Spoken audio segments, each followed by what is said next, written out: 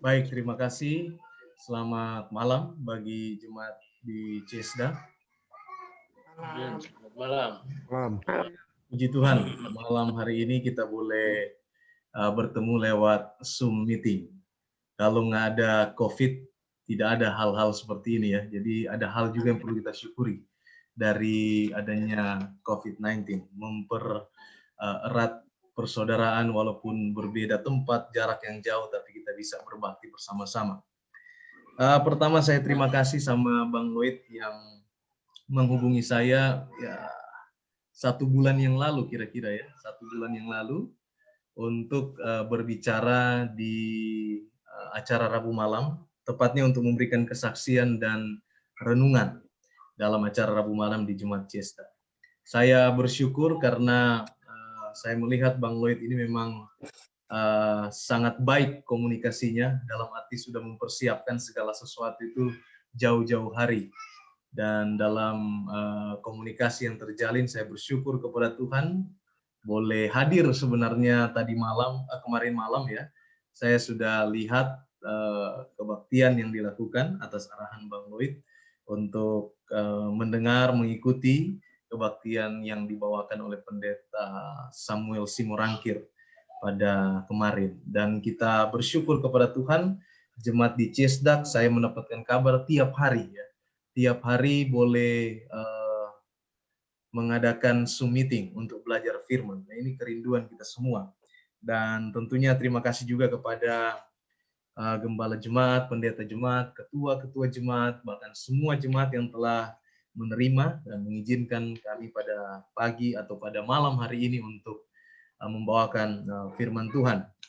Saya akan share screen untuk perkenalan keluarga saya. Ini adalah keluarga kami di Surabaya. Saya mempunyai seorang istri bernama Devi dan 3 orang anak. Puji Tuhan ada 3 orang anak yang Tuhan percayakan kepada kami.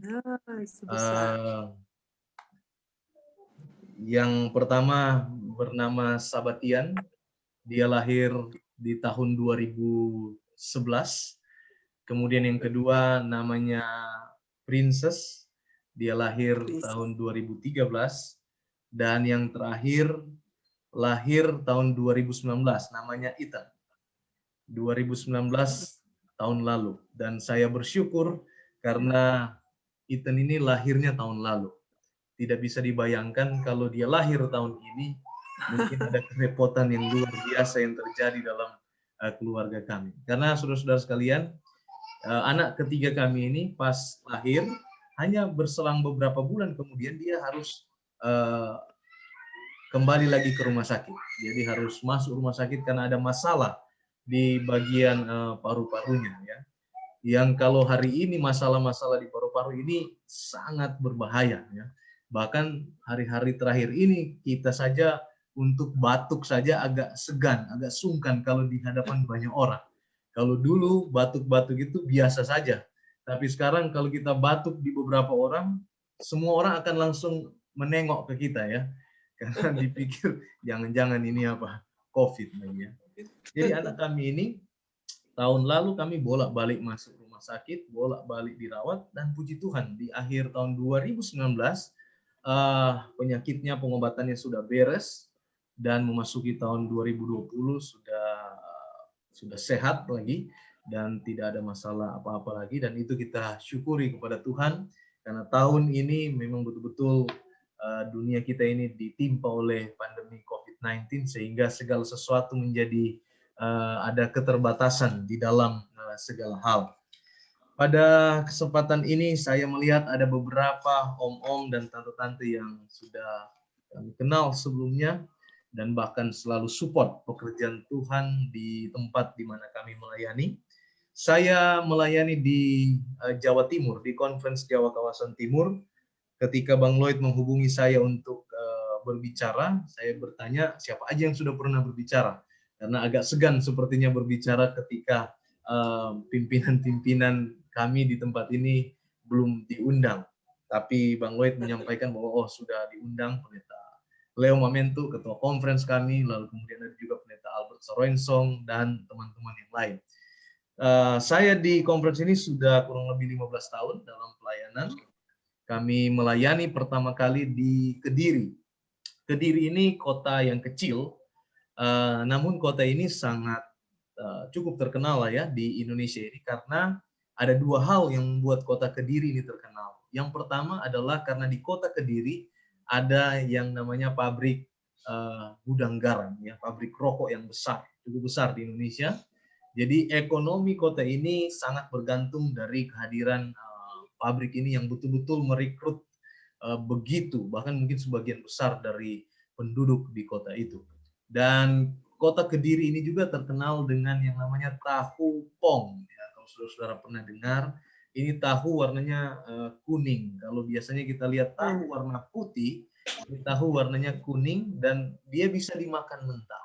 Nah, di kota Kediri lah ini banyak yang memproduksi tahu seperti ini. Kami di sana melayani 2 jemaat, tadinya 1 jemaat namanya Jemaat Ebenezer Kediri, lalu kemudian berdiri lagi 1 jemaat yang baru namanya Jemaat Banaran, jemaat ke-67 di Conference Jawa Kawasan Timur pada waktu itu.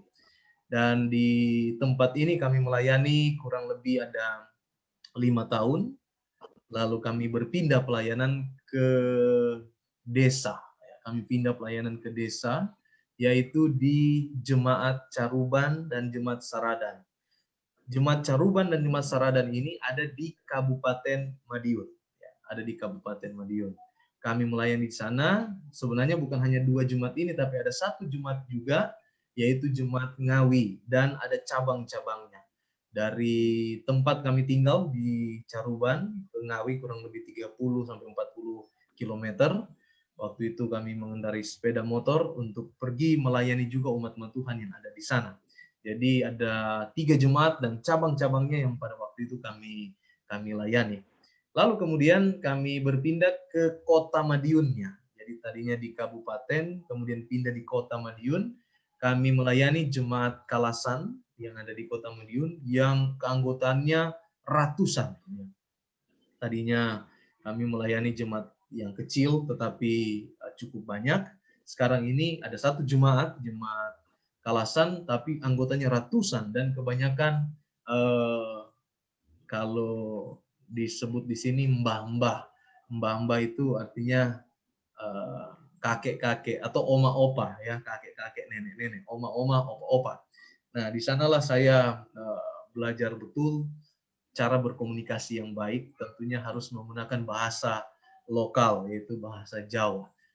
Cukup lama kami melayani di sana, sekitar 6 tahun di daerah Madiun, dan saya juga sempat mengorganisir satu gereja, yaitu jemaat Gracia, jemaat yang ke-70 di Conference Jawa Kawasan Timur. Jemaat ini ada di Kabupaten Magetan. Jadi kami harus melayani di kota Kediri, kota Madiun, dan ada 1 jemaat yang kecil di Kabupaten Magetan. Dan kemudian kami melanjutkan pelayanan, dipercayakan organisasi untuk pindah ke Jemaat Diponegoro, Surabaya. Jemaat Diponegoro, Surabaya. Lalu saat ini kami pindah lagi di Jemaat Tanjung Perak dan Jemaat Maranatha di Surabaya. 2 jemaat ini ada di Surabaya. Jemaat yang pertama ini adalah tempat kita ibadah, gedung gerejanya terletak di Jalan Teluk Kumai Barat nomor 2 di Surabaya. Gereja ini sangat unik karena belakang samping kiri adalah terminal kontainer. Jadi setiap hari pemandangan kami adalah lalu lalangnya kontainer.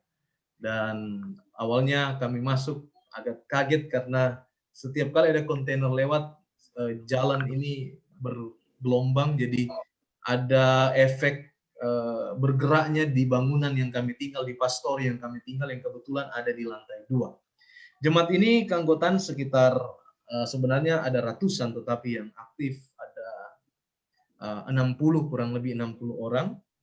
Dan di jemaat ini mayoritas adalah orang dari timur, yaitu orang Manado, orang Ambon, mayoritas, dan sebagian kecil ada dari orang Jawa dan dari dari orang Chinese ya, dari suku Chinese.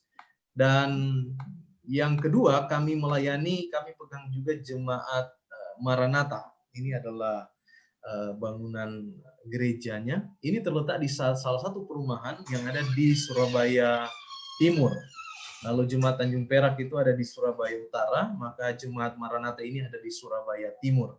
Jemaat ini ada di satu perumahan, di perumahan yang namanya Suterjo, atau tepatnya di Jalan Suterjo Utara, Gang 4 nomor 2. Nah, jemaat ini kalau saudara-saudara kenal, ini adalah jemaat yang dirintis dan dihibahkan kepada organisasi gereja oleh Oma Christine Pak Ago, keluarga Cynthia Pak Ago. Mereka lah yang memberikan gereja ini. Mereka mendirikan, lalu mereka menghibahkan ini kepada gereja kita, kepada organisasi gereja. Dan di gereja ini memang hanya sedikit sekali orang yang beribadah, hanya kami setiap Sabat hanya 4 orang, ditambah keluarga kami ya puji Tuhan hampir 10 orang untuk beribadah pada hari Sabat. Saya menyampaikan sedikit kesaksian bagaimana pergumulan gereja ya, terutama gereja yang kami layani ketika di bulan Maret, ketika COVID-19 ini mulai menyebar di mana-mana. Di bulan Maret itu saya ingat pada Sabat terakhir itu biasanya di triwulan yang ketiga kita adakan perjamuan kudus. Dan pada waktu itu Sabat terakhir itu 1 minggu sebelumnya atau dalam minggu berjalan sudah jadi perdebatan di grup WA majelis jemaat ya, bukan perdebatan tetapi mungkin memberikan pandangan ini akan gereja lagi atau enggak, atau akan perjamuan atau enggak ya, atau tidak. Karena isu COVID-19 ini mulai di media mulai naik ya, mulai menggelisahkan banyak orang, menakutkan banyak orang ya. Sehingga saya melihat bahwa anggota jemaat saya ini terbagi dua.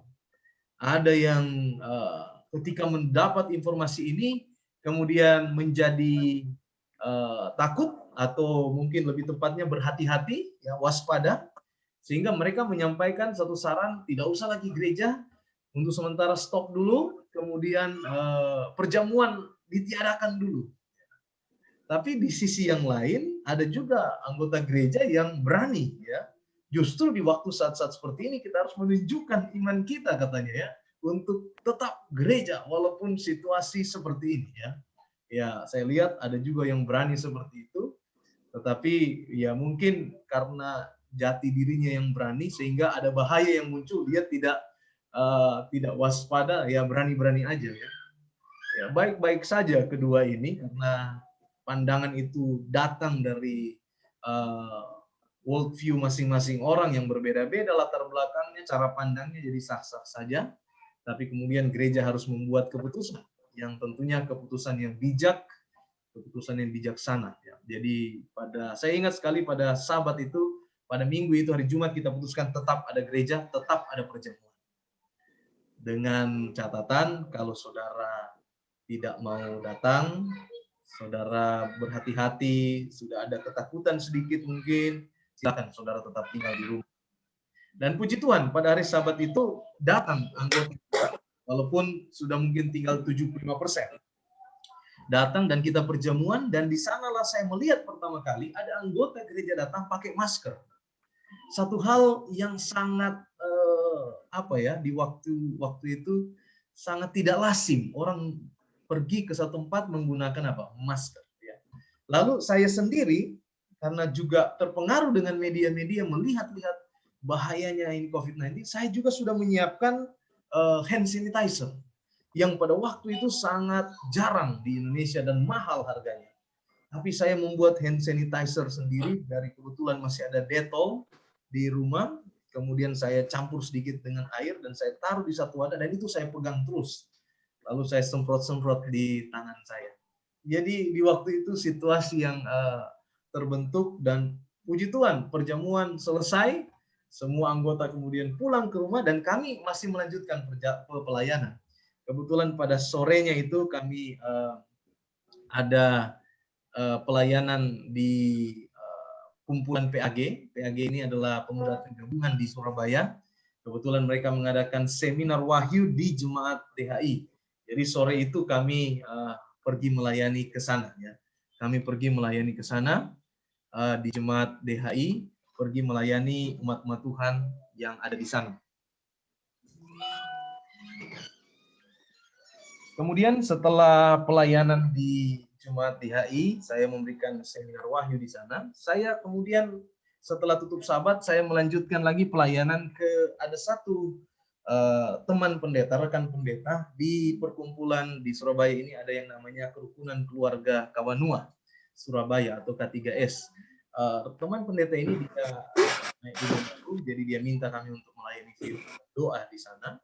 Jadi malam itu kami setelah tutup sabat dari gereja DHI, kami langsung pergi ke tempat di mana dia naik rumah baru itu, pelayanan. Dan biasanya memang kalau orang Manado, kalau ada acara-acara begini pasti lama ya, cengkramannya lama, ada nyanyi-nyanyinya, ada bakar-bakarnya, bakar ya, macam-macam ya, jagung dan macam-macam makanannya.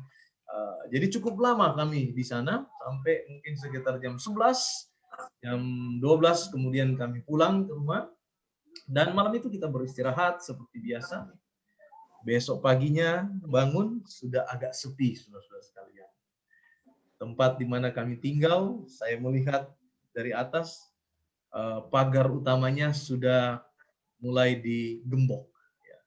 Kemudian hari Seninnya lebih apalagi ya, anak-anak biasanya yang kita harus antar anak ke sekolah pagi, kemudian saat ini tidak bisa lagi. Sudah ada pemberitahuan dari sekolah diliburkan. Jadi pada waktu itu, kalau saya mengingat waktu itu, memang keadaan seperti orang yang mungkin sebut sekarang apa lockdown ya, betul-betul tanpa aktivitas. Dari pastori biasanya kami melihat lalu lalang kontainer, truk-truk kontainer, sekarang ini tidak ada lagi karena portalnya sudah ditutup. Lalu kemudian mulai kesulitan ya, banyak hal ya. Secara ekonomi kami mendapat kabar anggota-anggota juga banyak kesulitan ya. Dan saya coba jalan pada satu waktu karena kita sudah bosan di rumah terus, kita jalan pakai kendaraan keliling kota. Luar biasa, saudara-saudara, tiba-tiba kota ini, Surabaya ini seperti kota mati ya. Tidak ada lagi kendaraan yang bermacet-macet, tidak ada lagi toko yang dibuka. Ini waktu yang betul-betul menjadi satu saat di mana kita merenungkan bagaimana ketakutan yang terjadi di semua masyarakat ya, bukan hanya saya kira bukan hanya di tempat ini tapi juga di tempat yang lain. Dan di waktu seperti ini banyak kemudian gangguan-gangguan kesehatan yang terjadi. Ya, secara fisik ada yang terganggu kesehatannya, secara mental mungkin juga karena tidak bisa keluar, tidak bisa beraktivitas dan lain sebagainya. Tapi puji Tuhan, saudara-saudara sekalian, saya kira situasi ini juga terjadi untuk saudara-saudara, tapi mungkin dalam konteks yang berbeda. Tetapi puji Tuhan kita saat ini sudah berada di titik ini, dan kita tetap dalam lindungan Tuhan, dan kita mulai kemudian beradaptasi dengan yang namanya new normal. Dan gereja-gereja di Indonesia sudah buka, gereja saya sudah buka dari 3 bulan yang lalu yang kami gembalakan, tentunya dengan protokol kesehatan, walaupun hanya beberapa anggota yang hadir, tadinya hanya sekitar ya 50%, tetapi belakangan ketika ada perjamuan kudus, saya melihat semua anggota hadir. Jadi rupanya sudah terlalu banyak dosa katanya anggota-anggota ini, sehingga datang mereka ke perjamuan kudus untuk basuh dosa katanya. Jadi gereja sudah mulai normal kembali dengan protokol kesehatan. Puji Tuhan semua sekarang ini sudah berjalan seperti biasa. Dan kita tinggal menunggu, mungkin dalam waktu yang tidak terlalu lama akan ada vaksin untuk juga menolong kita untuk beradaptasi dengan keadaan seperti saat ini. Baik, saudara-saudara sekalian, pada saat ini saya akan membawakan firman yang saya beri judul Mene Mene Tekel Uversin. Ini satu kalimat yang ada di dalam Alkitab, khususnya di kitab Daniel pasal 5. yang akan menjadi satu perenungan kita pada malam hari ini. Dari kalimat ini kira-kira apa pelajaran untuk saya dan saudara. Sebelumnya, mari kita berdoa sekali lagi. Kita berdoa sekali lagi sebelum kita masuk dalam pemberitaan firman. Bapa dalam surga, kami datang kepadamu. Kebutuhan terbesar kami pada saat ini adalah kehadiran kuasa Roh Kudus-Mu, jamahan kuasa Tuhan, lewat hati dan pikiran kami, agar kami boleh dengan rendah hati menerima firman ini, menyampaikan firman ini, dan firman itu mulai menjadi remah di dalam kehidupan kami, untuk kami boleh menjadi pelaku-pelaku firman yang setia pada Tuhan, mengasihi Tuhan dengan segenap hati kami, dan juga mencintai sesama kami manusia. Terima kasih Tuhan, dalam nama Yesus kami berdoa. Amin. Kalau saudara punya Alkitab, mari kita buka Alkitab kita di dalam Daniel pasalnya yang kelima. Mari kita buka Alkitab kita, karena firman kita saya dasarkan pada kitab Daniel pasal yang kelima. Daniel pasal yang kelima, judul perikopnya adalah tulisan di dinding.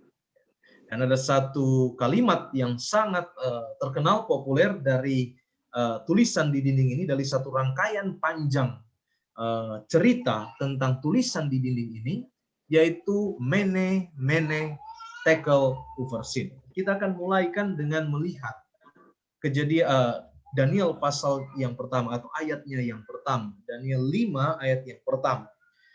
Raja Belsasar mengadakan perjamuan yang besar untuk para pembesarnya. 1.000 orang jumlahnya. Dan di hadapan 1.000 orang itu, ia minum anggur. Pertanyaan, siapa ini Belsasar sebenarnya? Oh, saudara bilang, oh ini Belsasar ini adalah salah satu raja dari kerajaan Babylon. Ya, raja buat pesta, sudah tentu banyak yang hadir. Ya, kalau raja menikahkan anak saja, presiden menikahkan anak aja, pejabat menikahkan anak aja, banyak pasti yang hadir yang diundang. Apalagi raja, ya, penguasa dari satu kerajaan, maka angka 1.000 ini adalah satu kewajaran ketika seorang raja mengadakan acara dan dia undang 1.000 orang. Ini wajar-wajar saja terjadi, ya. Siapa sebenarnya raja ini, Raja Nebukadnezar ini? Saya melihat bahwa di kerajaan Babylon ini, Belsasar ini adalah raja yang ketujuh. Dan dia adalah raja yang memerintah di tahun 549 sampai tahun 539, ya. Kita tahu bahwa di masa-masa ini tahunnya itu turun, ya, turun ke bawah, ya. 500, 400, 300, 200, turun ke bawah. Kalau sekarang di zaman kita tahun itu apa? Naik. Dan kalau saudara lihat di dalam daftar raja-raja Babylon ada 7 raja. Raja yang pertama namanya Nabopolassar. Dia memerintah dari tahun 626 sampai 605. Kemudian raja yang kedua, ini raja yang terkenal, ya. Raja yang banyak dibahas oleh Daniel dalam kitabnya, yaitu Raja Nebukadnezar. Dia memerintah di tahun 604 sampai 562. Kemudian raja-raja berikut ini tidak terlalu terkenal, tidak terlalu muncul di dalam narasi yang ditulis oleh Daniel, yaitu Evil Merodak, Nergal Tareser, Labashi Marduk, dan Nabonidus. Nabonidus ini adalah sebenarnya ayah daripada Belsasar. Jadi ada 4 raja, ya, ditambah 1 raja yang pertama yaitu Nabopolassar yang figurnya tidak begitu terkenal. Lalu tiba kemudian kepada figur yang terkenal lagi, yaitu Raja Belsasar. Dia terkenal karena apa? Dia terkenal karena pesta. Dia terkenal karena dia rupanya ini senang pesta. Dia senang membuat acara-acara pesta. Pesta por. Yang mana kalau kita dengar kata pesta, maka saat ini sangat identik dari dulu sampai sekarang. Sangat identik dengan yang namanya apa? Minuman. Alkitab sudah mencatat itu dalam ayatnya yang pertama. Ia mengundang 1.000 orang, lalu ia minum anggur. Memang dari dulu kalau pesta, sangat tidak lengkap pesta itu kalau tidak ada minum anggur. Dan raja yang gemar pesta ini mengadakan pesta dan dia minum anggur di sana. Apa yang terjadi? dengan orang yang minum anggur. Orang yang minum anggur sudah pasti dia akan apa? Dia akan mabuk, saudara-saudara sekalian ya. Ayat yang kedua, Daniel pasal 5. Dalam kemabukannya, dalam kemabukan anggur, Belsasar menitahkan orang membawa perkakas dari emas dan perak yang telah diambil oleh Nebukadnezar ayahnya. Konsep ayahnya di sini adalah kita pahami bukan ayah secara langsung ya, tetapi ayah dalam hal ini nenek moyangnya. Jadi saudara-saudara sekalian, orang yang mabuk, apa yang terjadi dengan orang yang mabuk? Orang yang mabuk ini akalnya ini apa? Tidak terkontrol. Ya. Orang yang mabuk ini pertimbangannya ini menjadi apa? Menjadi kosong. Orang yang mabuk bisa melakukan apa saja yang tidak diduga. Ya. Orang yang mabuk bisa mengeluarkan kembali memori-memori yang dia pendam. Yang dia pernah lihat, dia pendam lalu bisa dikeluarkan. Sebabnya ada orang yang bilang kalau mabuk orang pinter berkata-kata. Atau kalau bahasa di Manado, cap tikus itu adalah air kata-kata. Karena tadinya dia seorang pendiam, tapi ketika dia mabuk, maka dia pintar untuk apa? Untuk berbicara. Ya. Dan ini yang terjadi dengan orang yang mabuk ini. Dalam kemabukan Belsasar, dia kemudian muncul satu ide yang entah dari mana, tapi yang pasti dia tahu bahwa dia pernah tahu, informasi pernah masuk di pikirannya bahwa pernah Nebukadnezar merampas dari Yerusalem perkakas-perkakas yang nilainya baik karena itu adalah terbuat dari emas. Dan kita tahu bahwa kerajaan Babylon ini adalah kerajaan yang identik dengan emas, simbol emas. Jadi mungkin dia berpikir, wah dalam kemabukannya kita minum-minum, tapi kita masih gunakan mungkin cangkir-cangkir yang biasa. Mari kita ambil alat-alat minum yang dulu dirampas oleh Nebukadnezar. Ya. Orang mabuk, saudara-saudara, berbahaya ketika memberikan pertimbangan, ketika menyampaikan sesuatu dalam kondisi mabuk. Ya. Akal budinya, pertimbangannya menjadi tidak ada. Saya dibesarkan di kota Bitung di Manado. Kota Bitung ini kota pelabuhan. Dari kecil saya melihat banyak orang mabuk di jalan-jalan. Di depan rumah di mana kami tinggal itu ada satu got yang besar. Dan tidak jarang kalau pagi kita bangun, di got yang besar itu ada orang di sana. Rupanya orang itu apa? Dia mabuk semalaman, dia jalan sempoyongan, dia jatuh ke got yang besar itu. Dan dia tidur di situ sampai pagi. Kalau kita menegur dia, kita langsung di situ. Dia dengan mata sayu, dia akan jawab kepada kita, "Siapa ngana urus-urus kita? Ngana pegot so ini?" Pegot. Orang mabuk. Nggak bisa dilawan ya. Dia bicara apa aja, dia mau berpikir apa aja, dia mau melakukan apa aja yang uncontrol ya. Tidak bisa dikontrol lagi karena akal pertimbangannya ini menjadi apa? Menjadi tidak ada. Jadi ini yang terjadi dengan raja ini. Enak saja dia bilang ambil itu perkakas-perkakas yang dirampas dulu oleh apa? Oleh Nebukadnezar. Dan supaya raja dan para pembesarnya itu diambil untuk apa? Supaya raja dan para pembesarnya, para istri dan para gundik mereka itu minum dari perkakas itu. Nah, kita lihat di sini ada efek yang namanya kalau seseorang itu di dalam kehidupannya dia mencoba sesuatu, dia ingin selalu merasa lebih dan lebih lagi ya. Apa namanya? Addiction ya. Dia selalu kecenderungan untuk melakukan lebih dan lebih. Tadinya minum pakai cangkir yang biasa, sekarang dia mau minum dulu. Gimana sih sensasinya minum pakai cangkir emas? Oh, sudah minum pakai cangkir emas. Nah, sekarang gimana sensasinya kalau kita pakai cangkir emas tapi yang biasanya dipakai dalam upacara-upacara agama? Nah, sensasinya bagaimana ini? Jadi selalu naik dia punya kadarnya. Ketika seseorang terlibat di dalam satu jenis, ya kita sebut saja dosa seperti ini. Ya. Selalu naik tingkat dia, naik kelas dia ya.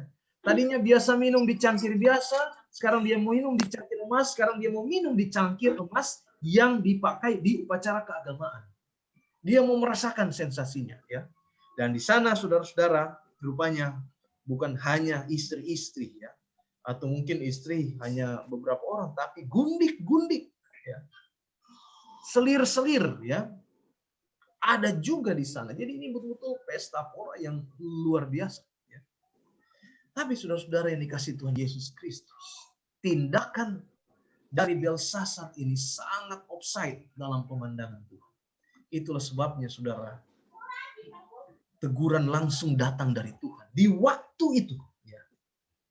Karena itu betul-betul sangat melecehkan Tuhan. Tindakan yang dilakukan oleh orang mabuk, seorang raja yang mabuk, yang memerintahkan perkakas-perkakas suci ya, untuk digunakan untuk hal-hal yang tidak kudus. Ini betul-betul melecehkan Tuhan. Sehingga teguran langsung datang dari Tuhan di saat itu juga. Kita tahu kalau di gereja-gereja, saudara-saudara sekalian, anggur perjamuan, tempat-tempatnya itu kita kuduskan. Ya.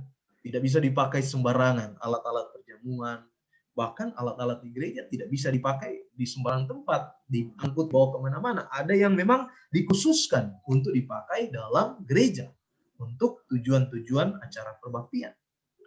Nah, Belsasar kemudian melanggar ini. Dia sangat offside dalam pemandangan Tuhan. Sehingga teguran Tuhan langsung datang pada waktu. Saudara-saudara sekalian, unik memang teguran Tuhan. Tetapi teguran Tuhan ini langsung membuat Belsasar ini apa? Pusing, saudara. Daniel 5 ayat 5 dan 6. Pada waktu itu juga tampaklah jari-jari tangan manusia menulis pada kapur dinding istana raja di depan kaki Dian, dan raja melihat punggung tangan yang sedang menulis itu. Lalu raja menjadi pucat, dan pikiran-pikiran yang menggelisahkan dia, sendi-sendi pangkal pahanya menjadi lemas, dan lututnya berantukan. Kalau dalam bahasa saya, ini orang mabuk langsung sadar. Ya. Saking misteriusnya kejadian yang terjadi ini. Atau saking, wah luar biasanya. Tiba-tiba saja coba saudara membayangkan di ruangan di mana saudara ada saat ini, tiba-tiba di ruangan itu tiba-tiba ada tangan yang saudara hanya lihat bentuk tangan, ada punggung tangan lalu menulis sesuatu di dinding. Apakah saudara tidak akan takut ya? Belsasar mengalami hal ini ya. Dan orang mabuk ini langsung sadar ketika dengar, ketika lihat akan peristiwa ini. Dan saudara lihat di sana ada juga kaki Dian. Jadi tulisan tangan itu tetap muncul di atas dari kaki Dian ya. Kaki Dian yang sudah dinyalakan ya. Jadi sangat terfokus orang ketika ada hal itu terjadi karena di bawahnya ada lampu kaki Dian ya. Sekarang ini kalau orang bikin pesta mereka punya lampu kelap-kelip, mungkin bagi Belsasar itu sudah biasa. Dia mau pakai lampu remang-remang yang dari kaki Dian. Ini luar biasa penyesatan yang dibuat oleh Belsasar. Dia mencampur adukan perkara rohani, dia taruh di perkara duniawi. Ya. Harusnya di sana lampu remang-remang, tapi sekarang sumber lampu remang-remangnya itu adalah kaki dia. Apa yang terjadi saudara-saudara sekalian? Lalu raja menjadi pucat. Ya, ini narasi yang menggambarkan keadaan raja oleh Daniel. Pucat, pikiran-pikiran yang menggelisahkan dia, nggak tenang dia. Ya. Secara fisik, ya, secara fisikal, sendi-sendi pangkal pahanya menjadi lemas, lututnya berantukan. Ini seperti orang mabuk yang ditangkap polisi, lalu disiram air, lalu dipukulin, langsung sadar orang mabuk. Ya. Sadar dia, tadinya mabuk nggak sadar, langsung sadar. Ini yang terjadi dengan Belsasar. Ketika kelihatan peristiwa ini, di dinding itu ada tangan yang menulis-nulis, maka membuat Belsasar ini apa? Sadar. Dia langsung hilang mabuknya. Menakutkan bagi dia, karena peristiwa ini baru pertama kali terjadi. Nah, standar resmi di kerajaan Babylon, ketika ada peristiwa yang luar biasa terjadi, ketika ada hal-hal yang di luar nalar logika terjadi, maka prosedur mereka yang pertama atau SOP mereka di kerajaan itu adalah panggil orang-orang apa? Berilmu. Orang-orang berilmu itu terdiri dari ahli nujum, ahli jampi, ya orang-orang itu yang dipanggil, ya orang-orang itu yang dipanggil untuk memberikan penjelasan terhadap peristiwa yang terjadi yang di luar dari nalar manusia. Itu SOP-nya di sana. Oleh karena itu, katanya di dalam Daniel 5 ayat 10 itu tiba-tiba saja datang permasyuri ya.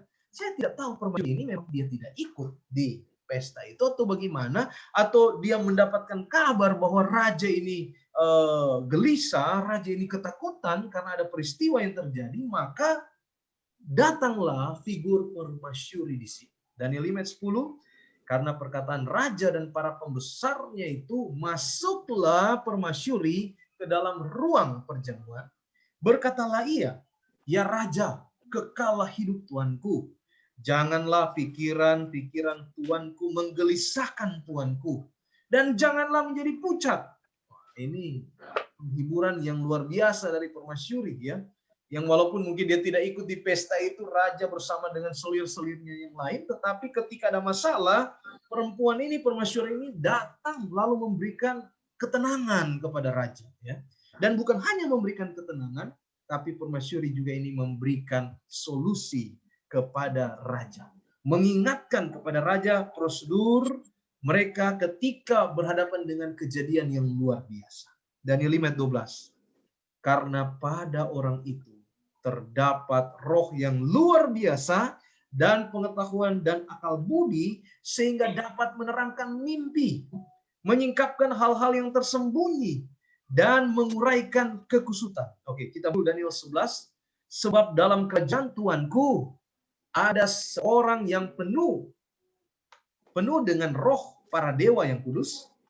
Dalam saman ayat Tuanku ada terdapat pada orang itu kecerahan, akal budi, dan hikmat seperti hikmat para dewa.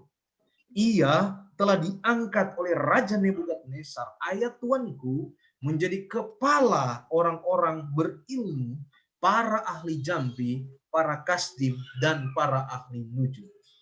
Apa yang dilakukan saudara-saudara sekalian? Permasyuri ini sementara mengenalkan satu figur yang bisa memberikan solusi jalan keluar terhadap masalah ini. Daniel 5 ayat 12.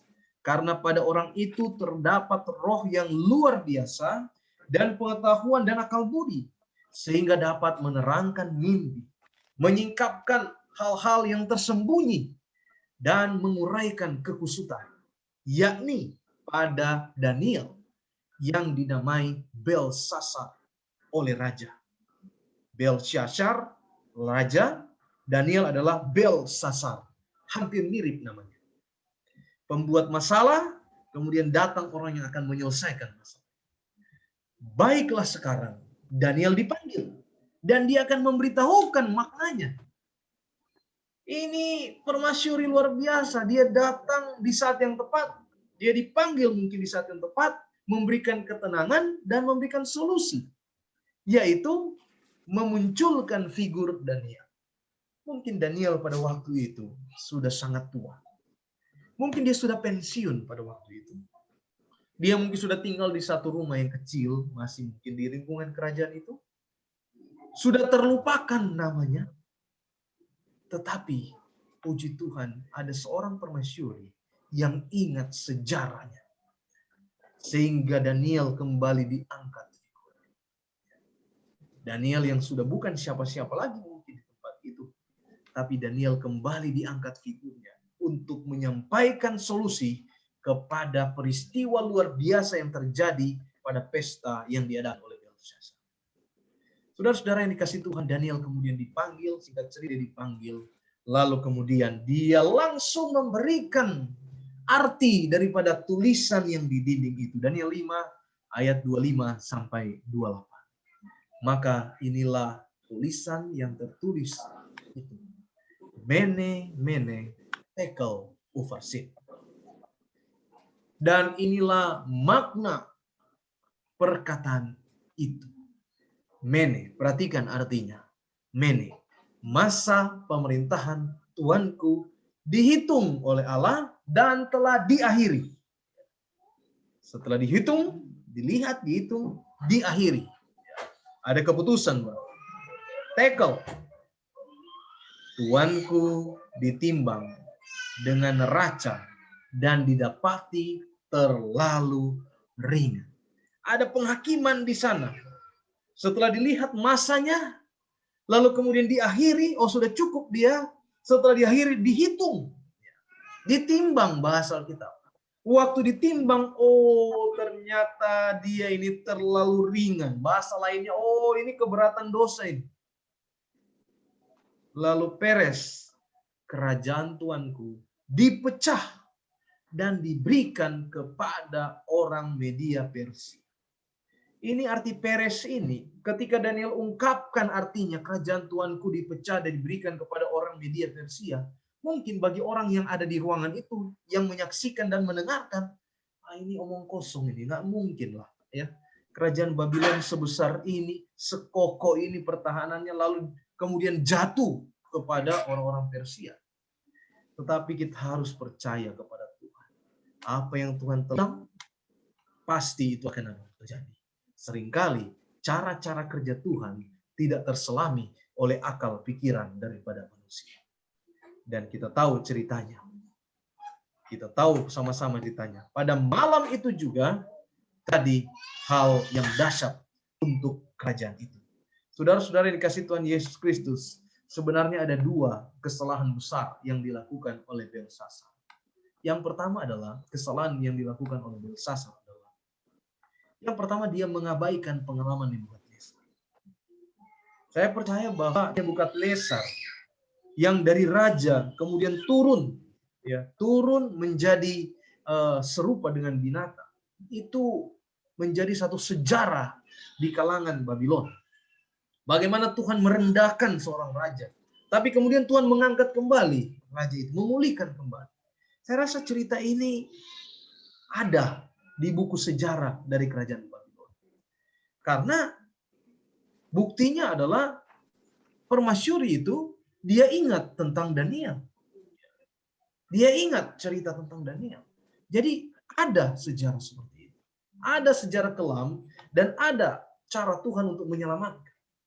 Tapi Belsasar dia mengabaikan pengalaman Nebukadnezar. Dia abaikan itu. Dia tidak belajar dari sejarah penguasa sebelumnya, raja sebelumnya. Dan yang kedua adalah tentunya kesalahan yang paling fatal adalah dia menggunakan peralatan bait suci untuk pesta pora. Sangat fatal kesalahan yang dibuat oleh Belsasar. Sehingga pada malam hari itu, Daniel 5:30 berkata, pada malam itu juga terbunuhlah Belsasar, raja orang Kasdim itu.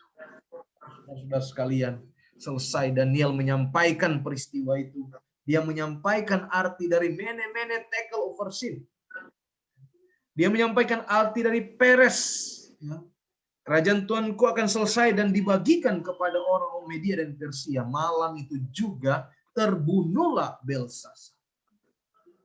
Mungkin saudara bertanya, bagaimana kerajaan sebesar ini, raja di kerajaan yang sebesar ini kok bisa langsung terbunuh? Gimana sistem keamanannya? Bukankah Babel itu adalah kerajaan yang betul-betul dikelilingi oleh tembok dan ada patroli 24 jam di sana, kereta kuda berjalan di atas dinding daripada tembok yang tebal mengelilingi kota itu. Mereka berpatroli siang dan malam memastikan keamanan daripada kerajaan itu.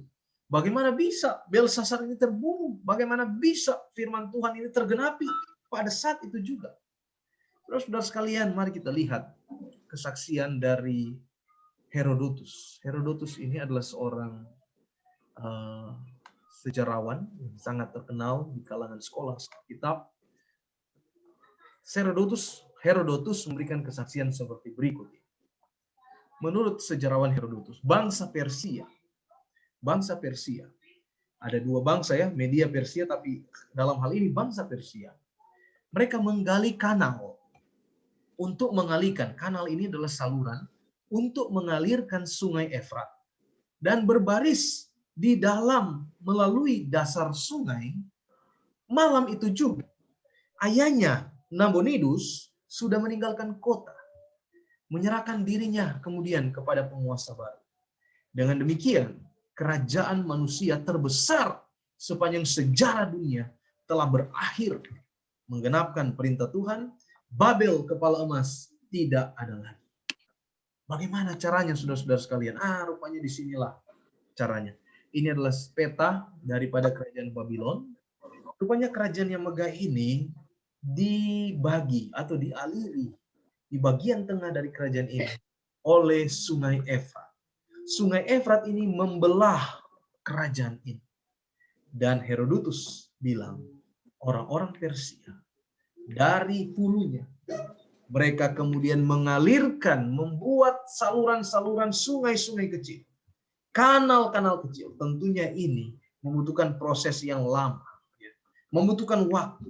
Tetapi yang perlu kita lihat di sini adalah ketika mereka sudah selesai alirkan itu, Sungai Efrat kering, mereka berjalan di bawah sungai ini, dan mereka bisa masuk tentunya ke dalam kerajaan ini. Dan tepat pada waktunya, diadakan Belsasar di sana, Daniel tampil di sana, lalu memberikan ultimatum kepada Belsasar, kemudian orang-orang ini masuk, Persia ini masuk, langsung dibunuh semua, disikat habis. Kenapa bisa langsung habis semua? Ingat saudara, mereka lagi apa? Mabuk. Lagi pesta dan lagi mabuk. 1.000 orang ya yang dicatat dalam Alkitab. Banyak, mungkin sebagian besar lagi mabuk pada waktu itu. Termasuk mungkin tentara-tentaranya, penjaga-penjaganya, pembesar-pembesarnya. Jadi dengan mudah bisa ditaklukkan. Luar biasa nubuatan, cara kerja Tuhan. Hal-hal yang kelihatan nggak bisa ditaklukkan, impossible, bisa jadi apa? Bisa jadi possible. Inilah kehebatan daripada perintah Tuhan, nubuatan Tuhan. Apabila Tuhan sudah bertitah, maka itu pasti akan terjadi tepat pada waktunya. Saudara-saudara sekalian, kembali ke daftar raja-raja ini. Ada 7 raja di Babylon: Nabopolassar, Nebukadnezar, Evil-Merodak, Nergal, Sareser, Labashi Marduk, Nabonidus, Belsasar. Figur yang terkenal ada di nomor 2 dan nomor 7. Nomor 7 lah berakhir kerajaan ini. Jadi kalau kita lihat, maka kerajaan ini berkuasa dari tahun 626 sampai tahun 539. Ya, kurang lebih ada 100 tahun kerajaan yang kokoh ini dia berkuasa. Dan itu berakhir pada zaman Raja Belsasar ini. Saudara-saudara yang dikasihi oleh Tuhan Yesus Kristus, sejarah dunia kita memang sudah tercantum dalam sebuah patung. Sejarah dunia di mana saudara dan saya hidup saat ini memang sudah dibuatkan melalui sebuah patung.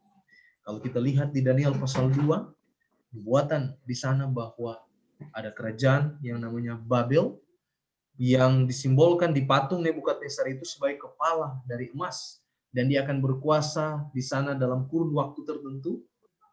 Kemudian setelah itu akan muncul kerajaan berikut, kerajaan Media dan Persia. Kenapa Persia ditulis ini? Karena orang-orang Persia yang menaklukkan orang-orang Babylon.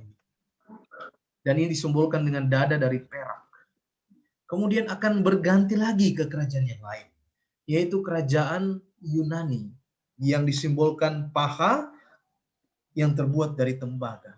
Kemudian akan turun lagi ke bawah dari rangkaian tubuh ini, kerajaan yang terbuat dari kaki, dari besi, yaitu kerajaan Roma. Lalu akan turun lagi sampai ke jari-jari kaki, yaitu masa-masa yang terakhir dari sejarah dunia. Kerajaan 10 jari-jari kaki, turunan dari kerajaan besi, turunan dari kerajaan Roma, yaitu yang disimbolkan dengan besi dan tanah liat. Jari-jari kaki ada 10. Dan itu adalah 10 representasi dari kerajaan-kerajaan yang ada di benua Eropa. Lalu sesudah itu akan ada apa? Kerajaan batu. Kerajaan batu ini tidak lain adalah kerajaan Allah. Kedatangan Yesus yang kedua kali untuk kemudian menimpa kaki dan membuat patung ini hancur segala sesuatunya. Saudara, dari pengalaman Babylon, peralihan kepada Media Persia, yang saya angkat dalam Daniel pasal 5 ini, di mana bahwa nubuatan Tuhan telah terjadi dan tepat terjadi, maka hal yang sama saya mau katakan juga bahwa kerajaan Tuhan itu tepat juga akan datang dan akan terjadi. Bukan soal cepat atau lambatnya, tapi soal waktunya, saudara, itu pasti. Tidak ada yang bisa meragukan. Ya. Mungkin saudara sudah tua menjadi Advent, atau saudara bilang, sebelum saya bertobat, saya sudah sekolah pendeta, ya, saya sudah pensiun, ya, Tuhan nggak datang-datang juga, ya. Sehingga muncul kekhawatiran, apakah nubuatan ini tidak akan terjadi? Saya mengatakan bahwa nubuatan ini pasti akan terjadi. Ya, kalau tidak sekarang ya nanti, ya. Bukan tergantung kehidupan kita, tapi itu pasti akan terjadi. Sebagaimana peralihan dari Babylon Persia dicatat dalam sejarah, kita harus belajar dari sejarah ini. Itu terjadi tepat pada waktunya, demikian pula kedatangan Tuhan itu akan terjadi, ya. Tuhan pasti akan datang pada kali yang kedua. Bukan bagaimana Tuhan datang, tapi bagaimana kita hidup dalam persiapan kita untuk menyambut kedatangan Tuhan yang kedua kali ini. Satu aplikasi bagi kehidupan kita dari tulisan ini, mene tekel oversin. Apa yang kita ambil, saudara-saudara sekalian? Mungkin dari mene, tulisan yang sama ditujukan kepada kita, artinya bahwa Tuhan sementara melihat kehidupan kita. Tuhan sementara menimbang. Sementara ada penghakiman. Ada pengadilan pemeriksaan untuk kita dalam kehidupan kita. Maka kita harus pastikan diri kita ini setia pada Tuhan. Kita juga harus pastikan bahwa apabila ada dosa yang kita lakukan, akui, bertobat, tinggalkan itu. Ini sebuah nasihat untuk kita mungkin yang hidup di zaman sekarang ini. Yang berangkat dari tulisan ini, mene tekel uversi. Ada dua kesimpulan yang bisa saya berikan untuk menjadi sebuah alert bagi kita dari kisah Daniel pasal 5 ini. Yang pertama, ada 3 ya. Yang pertama adalah jangan pernah mengikuti sejarah ketidaksediaan generasi sebelum kita. Jangan bawa-bawa opa kita, papa kita, oh papa saya kok begini dia ini. Oh, opa saya dulu sudah begini. Jangan berusaha membenarkan diri dengan berkaca pada sejarah ketidaksetiaan generasi sebelum kita. Mari anak-anak muda ikuti hal yang benar, ikuti firman Tuhan, berjalanlah di dalamnya. Yang kedua, jangan mencampur adukan perkara-perkara rohani dengan perkara-perkara duniawi. Jangan campur-campur, saudara-saudara sekalian. Rohani biarlah rohani. Ya. Jangan bawa arena perkara rohani ke arena duniawi. Jangan campur-campur. Dan yang ketiga, diingatkan kita untuk selalu berserah pada Tuhan dan memuliakan Tuhan setiap waktu. Karena peristiwa seperti Belsasar, kematian terjadi bisa sangat tiba-tiba. Selalu berserah dan memuliakan Tuhan setiap saat di dalam kehidupan kita. Ayat yang terakhir yang saya mau bagikan pada renungan pada malam permintaan doa ini adalah Pengkhotbah 12 ayat 13 dan 14. Akhir kata dari segala yang didengar ialah takutlah akan Allah, berpeganglah pada perintah-perintahnya, karena ini adalah kewajiban setiap orang. Karena Allah akan membawa setiap perbuatan ke pengadilan yang berlaku atas segala sesuatu yang sembunyi, entah itu baik, entah itu jahat. Berpeganglah kepada perintah-perintah Tuhan, karena itu kewajiban kita. Takutlah akan Tuhan dan berawas-awaslah dalam kehidupan kita. Sehingga ketika Tuhan datang pada kali yang kedua, kita didapati setia dan kita dipersiapkan untuk menerima anugerah keselamatan, yaitu hidup kekal bersama dengan Tuhan Yesus Raja kita dalam kerajaan surga. Saya bawa dalam nama Yesus. Amin. Amin. Amin. Amin. Terima kasih banyak Pendeta Del.